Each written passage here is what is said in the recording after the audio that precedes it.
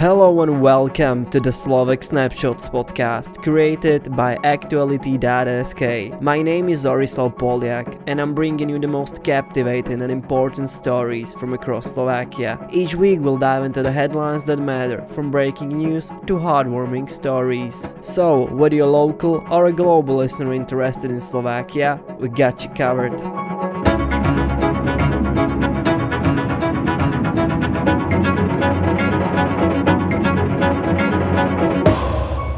It is February 17th and you are listening to the Slovak Snapshots podcast. The new amendment to the criminal law is approved.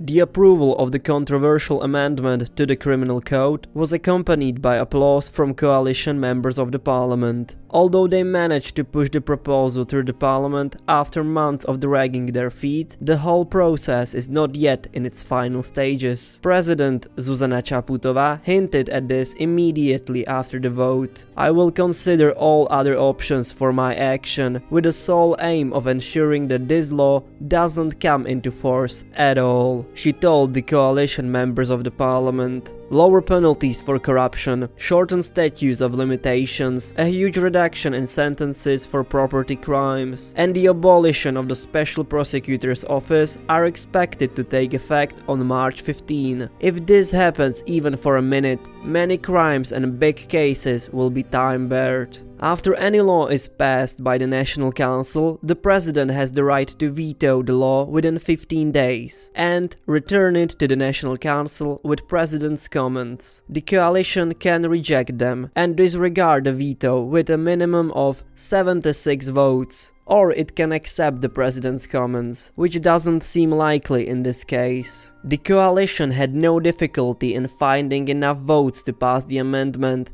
and will almost certainly have enough to disregard the veto. However, this is not the only tool at the President's disposal. She can also turn to the Constitutional Court. Once the veto has been overridden, the President should be able to take the matter to the Constitutional Court to initiate proceedings on the constitutionality of the legislation. She can even do so before the law is valid.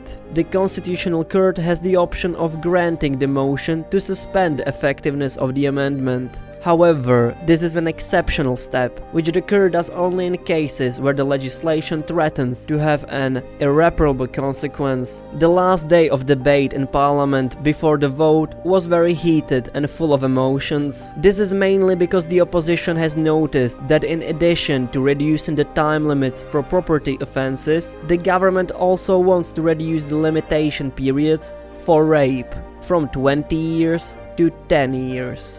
The statute of limitations starts to run the moment the woman was raped, so she probably knows about it. She noticed when someone rapes her and can report the crime. Defended the reduction of the statute of limitations newly appointed Smer deputy Richard Gluck. According to the member of the parliament Tibor Gašpar, such acts are difficult to prove after more than 10 years. He added that he was also drawing on his experience as a police president. In the plenary, he also defended the changes with deadlines in the neighboring countries. The Czech Republic 10 years, Austria 10 years, Germany 10 years.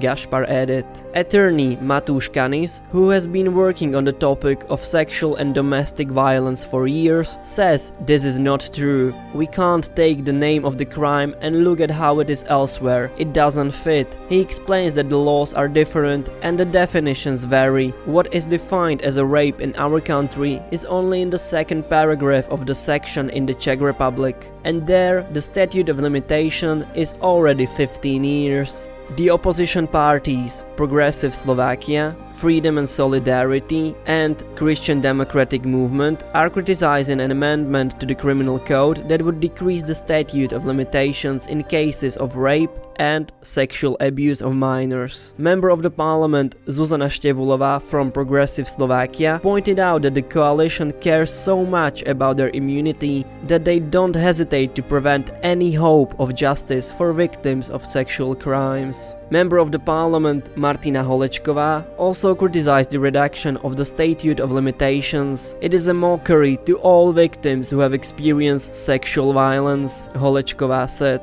She added that they will continue to come up with proposals that will improve the position of victims of any kind of violence. The government approves the proposal to appoint the new head of Slovak Information Service.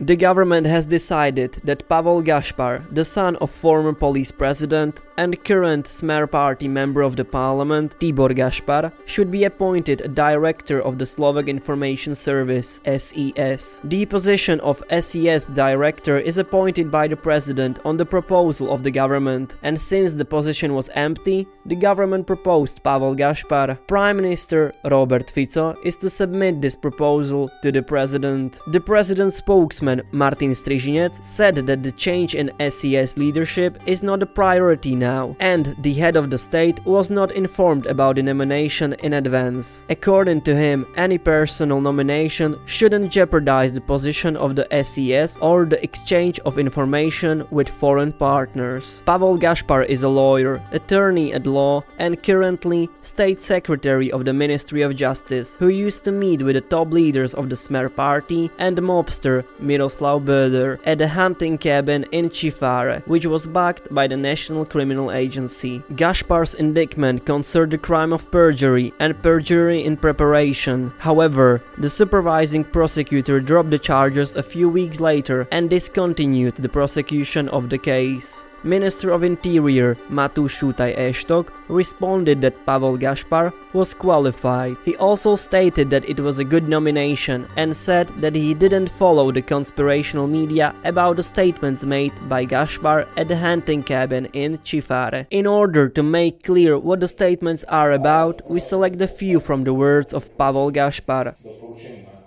My nevieme kým, čiže dneska najlepšie povedať, že z toho mena sa prišiel občansky, ktorý to už nevyvráti ani nepotvrdí.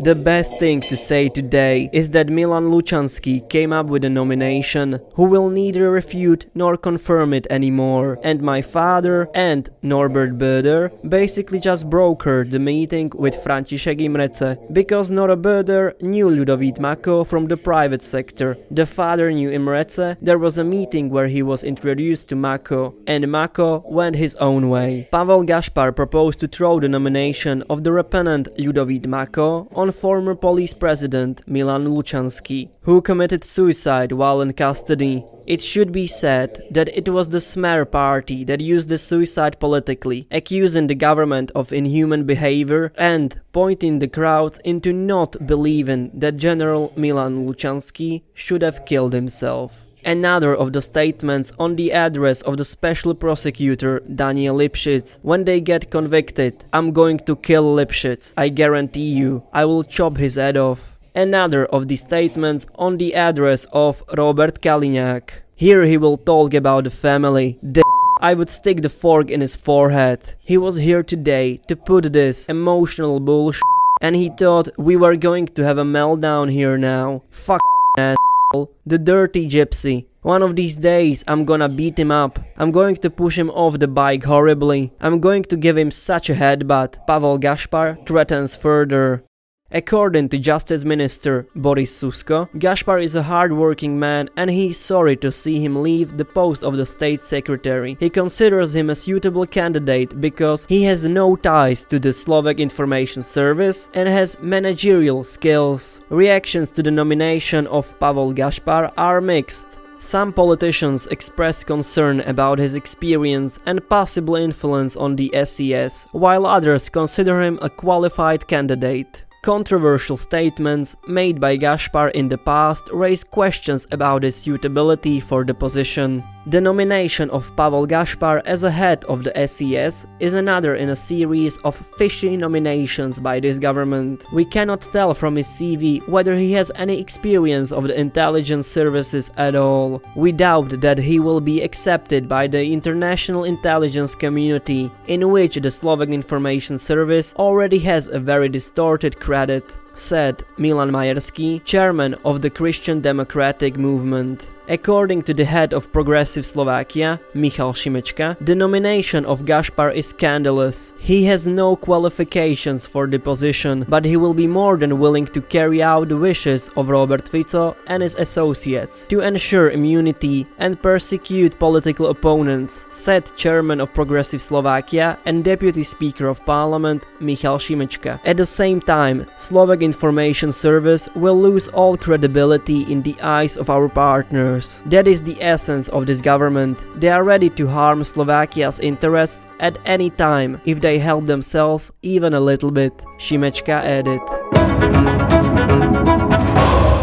Danka Barteková became the Sportsman of the Year. The journalistic poll of the country's most successful athletes has been a tradition since 1959. Most of its history belongs to the Czechoslovak era. Since 1993, the Sportsman of the Year poll has existed separately in the two new countries. In Slovakia, it is organized by the Sports Editors Club. The results of the Sportsman of the Year poll are always announced to the public through a ceremony, the institutional partner of which is the Slovak Olympic and Sports Committee. Skeet shooter Danka Barteková and the national football team won the awards for the best individual and the best team in the traditional journalistic poll Athlete of the Year 2023. Barteková reached the highest podium for the first time in her career. The defending champion skier Petra Vlhová finished second, while footballer Stanislav Lobotka was third. The results of Sports Editor Club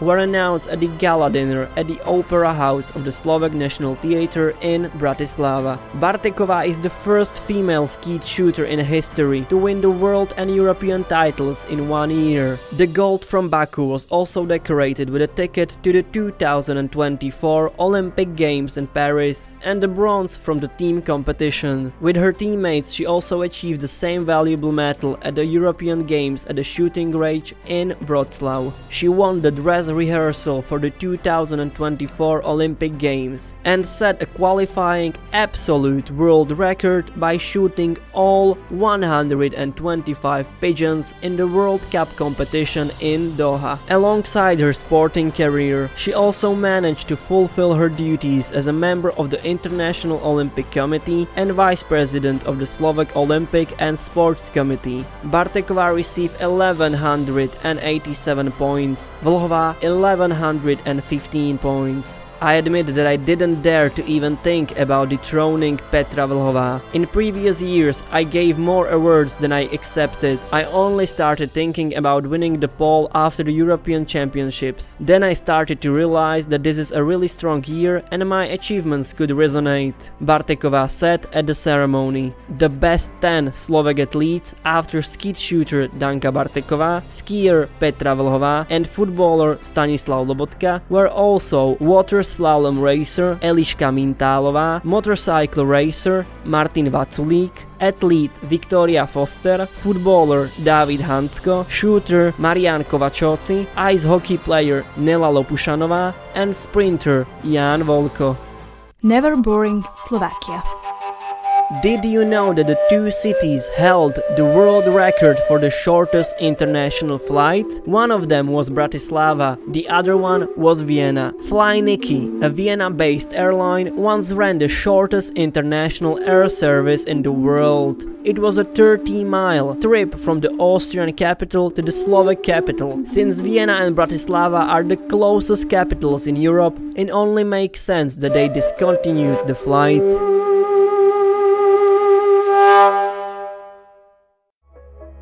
And there you have it, another the Slovak Snapshots podcast in the books. We hope you enjoyed this weekly adventure through the newscape of Slovakia. Remember, knowledge is power, so go ahead and impress your friends at the next gathering with your newfound facts. But hey, don't take yourself too seriously. Life's too short not to enjoy a good laugh. We'll be back next week with more stories that will keep you informed and entertained. Until then, stay curious, stay informed, and keep sharing those beautiful smiles.